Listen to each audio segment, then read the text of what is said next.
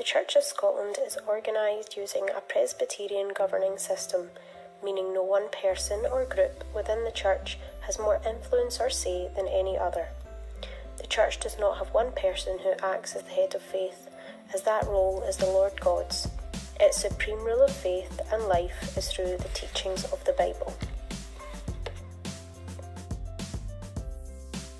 There are different courts within the Church, and at a local parish level, the court is called a Kirk session. Kirk sessions oversee the local congregation in its parish and consist of elders presided over by a minister. At a district level, the court is called a presbytery. Presbyteries consist of all the ministers in the district and an equal number of elders, along with members of the diaconate.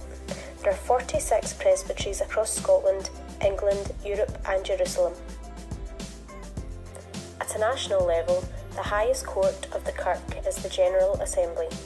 The General Assembly comprises around 850 commissioners who are ministers, elders and members of the diaconate, all representing the presbyteries. The General Assembly has the authority to make laws determining how the Church of Scotland operates and, being the highest court of the Church, cases can be heard in matters of litigation.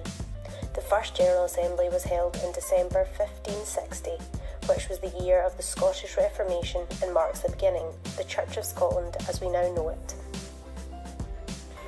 which looks like this in its simplest and most basic form. So, how does the Kirk and the State get along? Well, the Queen is not the supreme governor of the Church of Scotland as she is in the Church of England. The oath of accession includes a promise to maintain and preserve the Protestant religion and Presbyterian church government.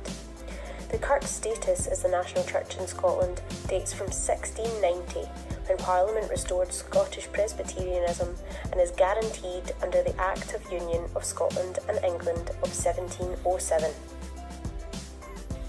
Like state law, church law is made up of acts and regulations and dates back to 1929.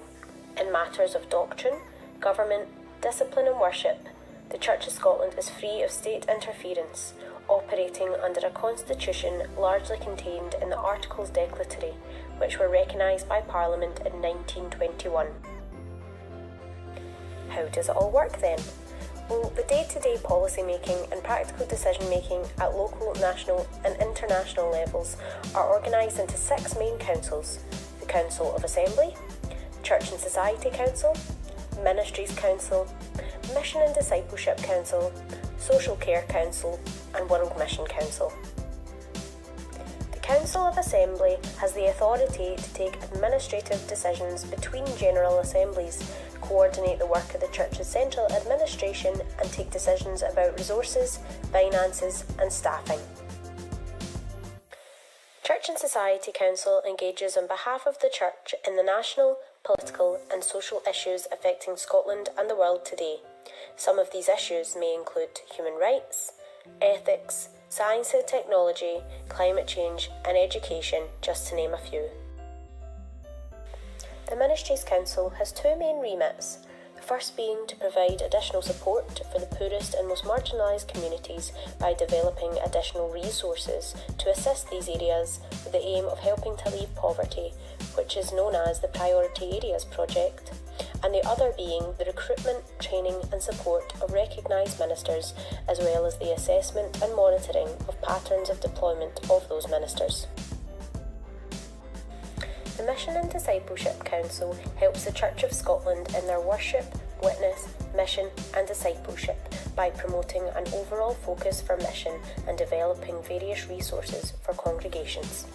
An extensive range of these resources can be found on resourcingmission.org.uk. The Social Care Council carries out work under the name of Crossreach, which is an organisation that provides social care services and specialist resources to further the caring work of the Church to people in need, such as the elderly, children, families and those with learning difficulties. It also helps to identify areas of need and to guide the Church in pioneering new approaches to relevant problems in society. The The World Mission Council enables the Church of Scotland to participate effectively in the mission of God in the world, following the example and priorities of Jesus Christ and seeking the guidance of the Holy Spirit. They do this by working internationally to share the gospel, support theological education and encourage holistic ministry. Each of these councils, along with the various committees and panels within the Church of Scotland, report to the General Assembly every year to provide an update of what they have been working on. These reports are all included in the Blue Book, which is published every year for commissioners.